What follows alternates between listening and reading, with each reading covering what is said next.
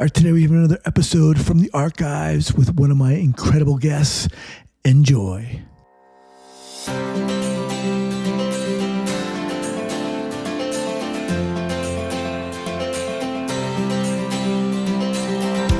All right, welcome back to the Trauma Therapist Podcast. My name is Guy McPherson. My mission is to help trauma therapists be their incredible selves, to be human, to be real, not just a clinician. I'm a big believer in who we are is more important than what we know.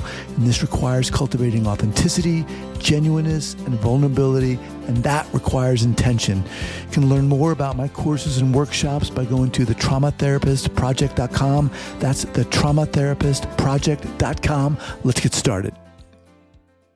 All right, guys, welcome back to the Trauma Therapist Podcast. Guy McPherson here, and very excited to have on Elisha Goldstein. Elisha, welcome. Oh, it's so great to be here, Guy. Thanks for having me. All right. So Elisha Goldstein is co-founder of the Center for Mindful Living in West Los Angeles and creator of the 6-month mentorship program, A Course in Mindful Living. He's a psychologist, speaker, and author who has published numerous articles, chapters, and blogs, including Uncovering Happiness, Overcoming Depression with Mindfulness and Self-Compassion, The Now Effect, How This Moment Can Change the Rest of Your Life, and co-author of a mindfulness-based stress reduction workbook forwarded by John Kabat-Zinn. He synthesizes the pearls of traditional psychotherapy with a progressive integration of mindfulness to achieve mental and emotional healing. Elisha also has a private practice in West Los Angeles, California. All right, Elisha, obviously just a little bit about you. Where are you from? Let's start out with that, and also share with our listeners where you're calling from as well. It's a very metaphysical question. I'll say I'm currently physically in Los Angeles, nice. and so this has actually been my home. I moved here when I was 3 years old. Wow. And my dad's a rabbi, and so he had a job out here, and so we moved out here. And I've been in different places, but ended up about 10 years ago back in Los Angeles. This is where I've kind of started to make some more roots again, and have my family here and all that. Nice. Okay. So, before we started recording, I asked you about a quote or mantra or something. You said you did have something. Why don't you share with our listeners what that is? Okay. So I'm kind of torn, I have to say, between a couple. And so this isn't, I'm going to say this quote, and it's not so much a mantra. Okay. I do have a mantra that I'll give to your listeners too. That's also a quote, something shorter that really can kind of inspire them in the present moment. But this is something that's really been up for me in the past year or so. And it's something I'm incredibly passionate about. And so it's a quote. Okay. And it's been attributed to Albert Einstein. And many of your listeners may have heard this quote. And it was published in the New York Post in 1972. And I'll read it, and so we can kind of settle into it for a moment. So I just kind of invite everyone as I'm reading this to just take a moment and just soften their bodies, take a big deep breath, release, become present, and just kind of allow this to settle in and see what you notice as you're listening to this. It says, a human being is a part of a whole called by us universe, a part limited in time and space. He experiences himself, his thoughts and feelings as something separated from the rest, a kind of optical delusion of his consciousness. This delusion is a kind of prison for us, restricting us to our personal desires and to affection for a few persons nearest to us. Our task must be to free ourselves from this prison by widening our circle of compassion to embrace all living creatures and the whole of nature and its beauty. I like that one. Okay. Yeah, you had another one too? And so the other one, So the other one is by a 15th century Indian poet named Kabir that said, wherever you are, that's the entry point. Nice. Okay. Well, let's focus on one. Which one? Well, they're both heavy. So let's, So let's focus on the first one really. Okay. Because this one's really important and not talked about as much, particularly in my field, in the field of, let's say, mindfulness and psychotherapy, and even in psychotherapy around trauma in particular. There's more of a focus on healing the person, and it's more of an introspective type of thing, and so intrapersonal. And what this is saying is, we are far more interconnected than we know. or we realize day to day. We see ourselves walking around, and we're these separated physical forms. And as a result of that, we think we're actually separate from the people around us and the things around us. But the reality is, our brain is constantly monitoring our environments. And the moment it sees a person or it comes into a physical space, it has a particular reaction about, first, am I safe or am I not safe? Is this, and what kind of thing is this person inspiring in me, or this environment inspiring in me? And it impacts our brain's implicit decision making and how we're feeling in the particular moment. So we're completely interconnected with people and our environments. The kind of idea that we're separate is an optical delusion of consciousness, as he says. And why this is important is because most of us walk around, we've heard kind of in a state of autopilot, but kind of in a trance to some degree, without realizing, the impact of how our environments impact us, and how they can be a source of healing for us. They can inspire us to be more motivated to do things in respect to our health and well-being, or they can bring us down. And make us more lethargic, or keep us stuck in states of anxiety and depression, or at least add to that. So that sense is important to understand. Yeah, as you were reading that, I was thinking to myself, yes, I feel like that a lot, that disconnection. And oftentimes when, people are impacted by trauma or mental illness, that in turn is, perpetuates that kind of separateness, right? And that discontinuity.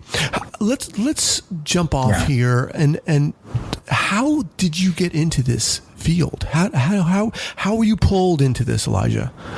It was, I've sort of in some ways always been a seeker, and I'll say that, just my upbringing alone. My parents divorced when I was 6. My mom eventually became a psychologist. My dad was a rabbi. And so I had that integration of kind of like psychotherapy and spirituality to some degree. But at the same time, I had my own pain and suffering and confusion. And it was, fast forward into my early 20s, and I was in San Francisco, and I was in the corporate world, and I was riding the .com high, and quite literally, during most of the time, kind of playing way harder than I was working, and so I was partying to an extent that was really abusive to my mind and body. And there's something kind of tugging at me, saying that there's something else here. I'm not getting it. And so I went away to a retreat down near Los Angeles in an area called Simi Valley. And there I met this guy who was kind of like a mindfulness teacher, and had a background in like kind of Kabbalistic thought, which is kind of Jewish mysticism. And it was there that he introduced me to the idea of kind of eating an orange in a particular way, mindfully.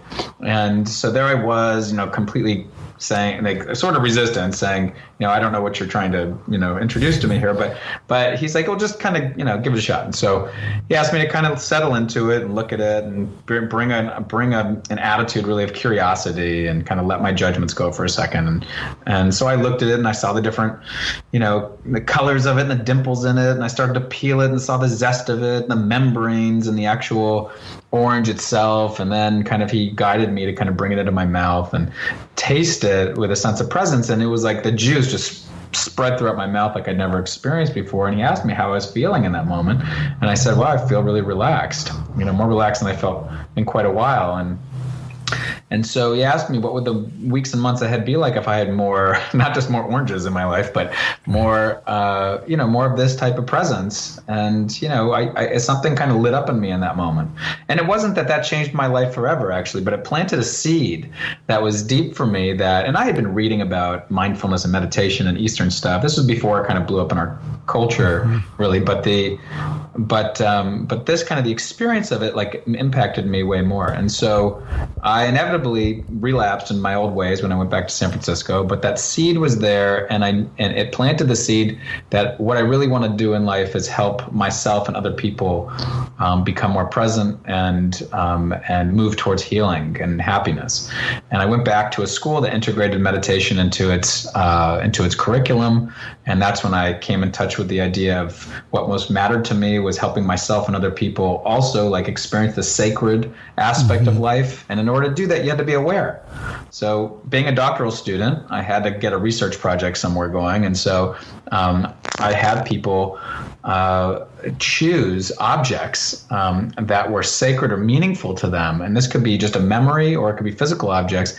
We'll guide them through a mindfulness practice of being present and relating to this object to inspire a sense of what's meaningful and sacred within. And that was then published in the Journal of Clinical Psychology. And from there, I met a really great friend of mine now and mentor, this guy Bob Stahl, and he and I inevitably went on to write. I got trained in mindfulness-based stress reduction, a wonderful 8-week program started by Jon Kabat-Zinn, and that has a ton of research behind it. And he and I eventually co-authored the book, the workbook, and from there I kind of inevitably sort of found my own voice and published a number of books around that and psychotherapy, around depression, overcoming depression with mindfulness and self-compassion, and integrating the neuroscience into this. I'll say one thing before we kind of move on, which is what happened to me in that retreat. Was I came to understand something really important to myself. And what I came to understand, which is important for all the listeners here, was I never wanted to do anything unless I understood that it had some meaning and it made practical sense in my life. I didn't just do it because someone told me to do it. And so I really started to question things and wrestle with things. And I think that's what allows me to begin to convey things in a very practical and meaningful way, because I first need to integrate that for myself. How do you define mindfulness? Mindfulness, just I think just the noun of it, of course, just means awareness. That's it. It's just simple like that. Okay. And the practice of it, the classic definition that, the secular definition anyway, that really stems from Jon Kabat-Zinn, which says the intentional practice of paying attention on purpose and in a particular way, non-judgmentally. And so I switched that because, my experience is that term non-judgmentally is very confusing for a lot of people. Mm-hmm. And so, and kind of archaic to some degree. It's old language. And so, to me, mindfulness is intentionally paying attention to something in the moment with an engaged curiosity. Mm. And that when you're curious about something, you naturally split through the judgment of it being inherently good or bad or right or wrong or fair or unfair. Instead, you're actually seeing all the elements that are there, and you're breaking. You're going to break open old patterning and see things maybe that are more skillful or helpful to you, or maybe more fresh, or maybe you're doing things you don't like or are unhealthy for you, and you're able to kind of see that more clearly, and you just don't do that anymore, or things like that. So that curiosity element is really essential and critical to mindfulness. Yeah. Within the context of trauma, talk a little bit about, the role of mindfulness, maybe some pitfalls to entry, if you will, and secondarily, I want you to share maybe, a mistake, quote unquote, you made, or an error you made when you were starting out, maybe working with individuals or getting going. Sure. So, in respect to trauma, immediately our nervous system, creates defenses to keep us safe. And it becomes really intense reactivity and patterning, that's there. And so with mindfulness, what we're doing is we're kind of getting curious about, what kind of reactivity we're noticing. We're not judging it as a good or bad thing. In fact, it might be a healthy thing for right now. In fact, some people, need to hold on to their trauma patterning for a little while in order for them to function in the world, and then eventually can kind of move towards kind of releasing it, a little bit more when they're not needing it anymore, such as trauma experience from childhood, and then later on being able to kind of release that, not needing those types of coping mechanisms anymore. Right. And so mindfulness allows us to kind kind of move towards acceptance, and not judge ourselves so harshly for our own type of reactivity, and be able to kind of maybe see new ways of responding. The classic quote from Viktor Frankl, kind of applies here, which is, and him, for those of you who are listening who don't know him, psychiatrist, Holocaust survivor, who said between stimulus, or who's anyway been said to say by a guy named George Patakos, who said, between stimulus and response, there's a space. In that space lies our power to choose our response, and our response lies our growth and our freedom. I think when trauma happens, that space completely disappears. There's no space for that space. And so we kind of develop the faculty of kind of tapping into it, dipping our toes into it. And with trauma, we add in, on a scale of 1 to 10, if this is kind of hitting you on a 7, 8, 9, 10, let's not really go there. But if we can kind of dip our toes into it little by little, then we can begin to get more comfortable and be able to see and widen that space between stimulus and response, so we have a little bit more perspective about what's a healthy reaction towards other people or towards myself in this moment. One of the mistakes that I would say I made is having a large group of people and leading them through a classic body scan practice, and not really having the awareness that early on and this is kind of the issue with a lot of of meditation being kind of just thrown out there all over the place right now to some degree, is what happened to me was someone had to kind of rise up real fast after they were doing a body scan, and we got to the area around their hips, and they ran out of the room. And I went to connect with them, and they had, been raped and had sexual trauma, in the not too distant past. And that just completely re-triggered it for them. So, yeah.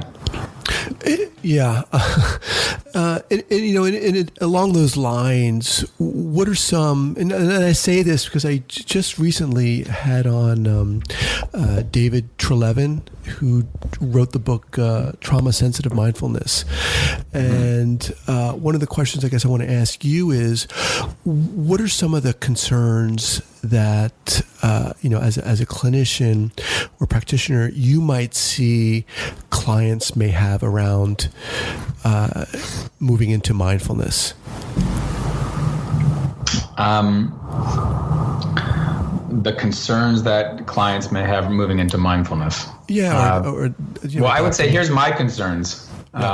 Here's my concerns. A lot of people just, recommend meditations, or maybe they've taken a course and so they lead these meditations themselves, and with just different people. And the reality is, certain meditations can be quite dangerous for people, like I think in my example, and re-triggering. And so there are better meditations to do with someone who's really emotionally unstable or vulnerable, and doesn't have a lot of kind of ego strength during that time, maybe. And those are more kind of outward type of meditations. So you can still train someone's ability to become present and hear, but more externally, like listening and hearing sounds. Or maybe you're doing a grounding type of practice where you're, asking someone to visualize being as stable as a mountain, classic mountain meditation it's called. Right. These are particular types of stability meditations, and outward focused meditations are better for someone who's feeling really emotionally unstable or vulnerable. And then as we kind of get closer, then we can move back into more internal meditations, being with your emotions, being with your feelings, being with certain areas of the body, kind of tapping into those areas. But, we have to kind of know the person and their background and what they're coming in with. And that's actually quite important. And it's not going to be destabilizing for everybody necessarily. Everybody's different. But there is a danger to just throwing meditations everywhere and just allowing anyone to just kind of pick and choose, whatever It is, because there could be in this particular arena that you're coming from, in the arena of trauma in particular, is what I'm talking about. Elijah, what do you think it is about yourself that allows you to do this work? You know, in up front, you were talking about being in the corporate world, the .com era, and partying a lot. And here I don't want to say the antithesis, but it's obviously different. And but what do you think it is that allows you to do this work so well, so effectively? I did a little thing with myself around that time where I kind of projected myself into the future, and many, many years from that point, and looked back and said, how would I have wanted to live? What would I have wanted to do? What am I going to look back and say at that time and say, yeah, I did it the way I wanted to do it, and in a meaningful way. And I think that set the course for this for me. And that there was nothing that replaced for me personally, and this is different for everybody, helping myself be present in life to the people I work with, to my family, to the people I come in contact with, to myself. One thing I don't talk about a whole lot, but one of the things that are like kind of little hallmarks throughout my experience, I would say traumas with a small T versus a big T. I struggled with bouts of anxiety, growing up, and also depressed mood, and so And so I've had a lot of experience with the power of this around, let's say, insomnia, around panic attacks, around heavily embedded depressive or negative thinking, I would say, and the power of being able to shift, like physiologically, mentally, but also just in my body, my relationship to what's there, and what a powerful impact that's had about my ability to dip into more of an appreciative awareness for life, and what a powerful impact that's had on even my memories. And so I just see it's like the most meaningful thing I could do with my life personally, but also to share with and support people professionally in the road to healing and happiness. I mean, for me, I don't see anything more important than that, or more meaningful. And so I think that's what it is. And so, allowing myself to kind of just, in your question right now kind of just reprompts that for me. So thank you for that. Yeah, thanks for sharing that. I mean, I think a lot of our listeners, including myself, were raising their hands when you were talking about anxiety or depression or negative thinking and so forth. And, just kind of perusing your bio and your website and so forth. And obviously there's a lot going on. I mean, you have a lot of awesome books. And again, all this is going to be linked up here at the show notes page at thetraumatherapistpodcast.com. I'll have Elijah's books linked up here.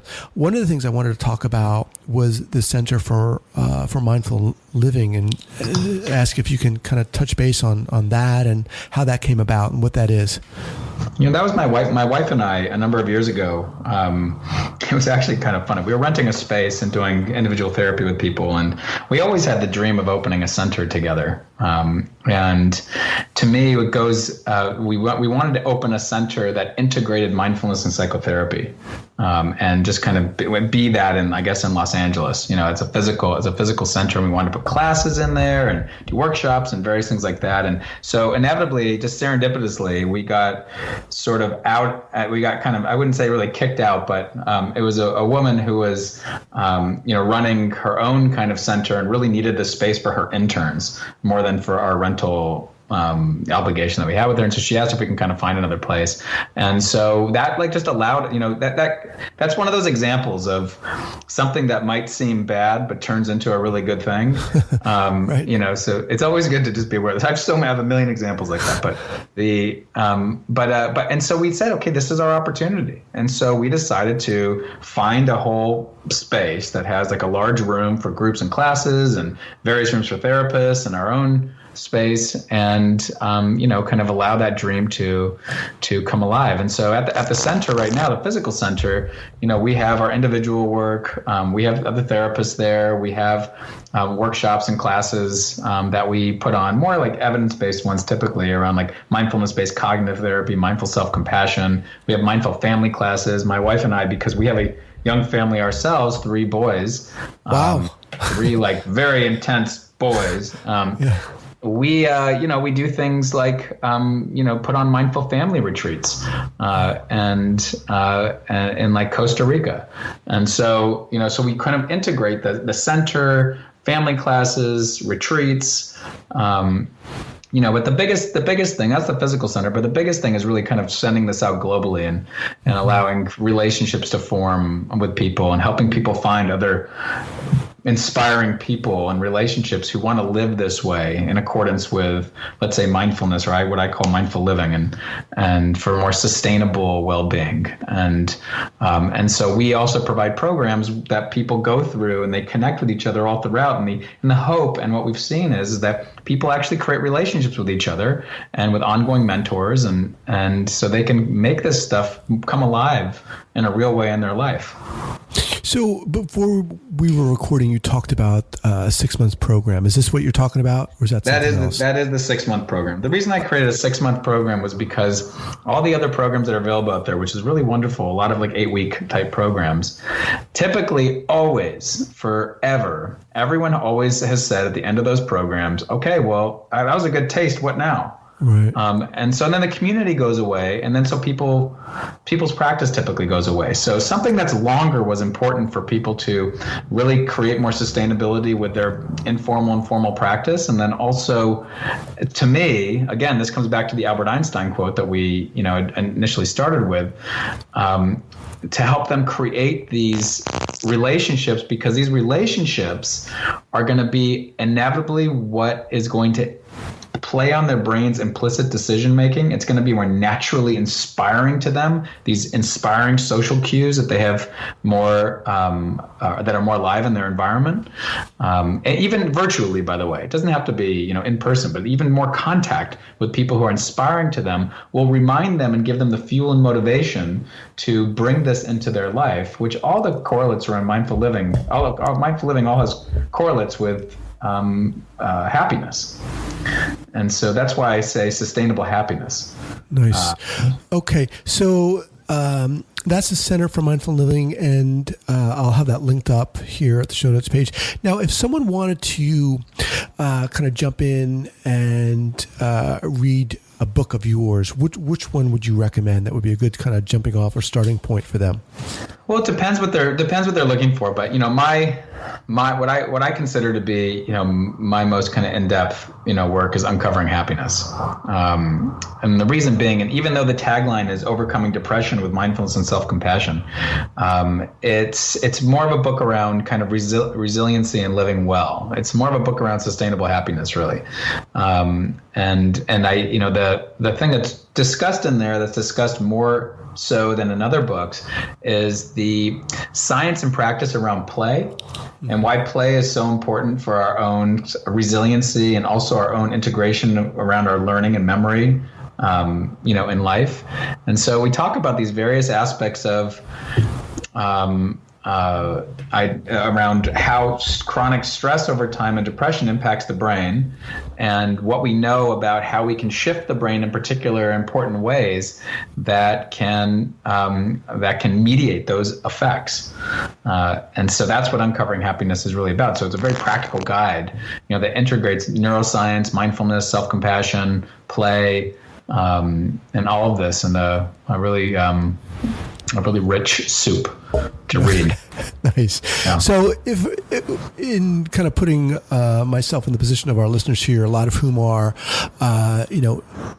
trauma workers of various kinds, or even people just starting out on their trauma-informed journey, would that be a good book to kind of get if they wanted to begin to develop a mindfulness practice? I think it'd be a beautiful book to get and make come alive in your life. Yeah. All right. Yeah. So as we close out here, how about a book recommendation for our listeners, whether trauma related or mindfulness related or not? What would you share? Yeah, there's so many wonderful books out there, but I'm going to share the Anam Cara book by John O'Donohue. And this is a book that's around the importance of relationships. But it's about understanding. It's like ancient teachings and stories from the Celtic tradition around kind of connecting with soul friends. It's around connecting with something greater than yourself, finding silence in life, and it's really a book about your heart. And more than anything, I think it's a book that you kind of read a little bit at a time, and or you can read the whole thing kind of quickly, but you bring it in, and it's inspiring and connecting. And what's it called again? Anam cara. Anam cara is in a Celtic language means soul friend. And it's just kind of a book of, just like it says, it's the subtitle of the book is a book of Celtic wisdom. It's a book of wisdom. And it's beautiful. He's a poet too, so he writes very poetically. So that's what's kind of nice about it as well. Yeah. All right, folks. I've been talking with Elisha Goldstein. Elisha, what's the best way for people to get in contact with you? You can just find me at elishagoldstein.com. And if you, that's the most kind of direct way to find me. And if you're locally in LA, you can go to mindfullivingla.org. That's where you'll find our center, the Center for Mindful Living. But those are two great places to connect. Awesome. All right, Elisha, thanks so much for taking the time to do this, man. We'll talk to you later. Wonderful guy. Thanks so much.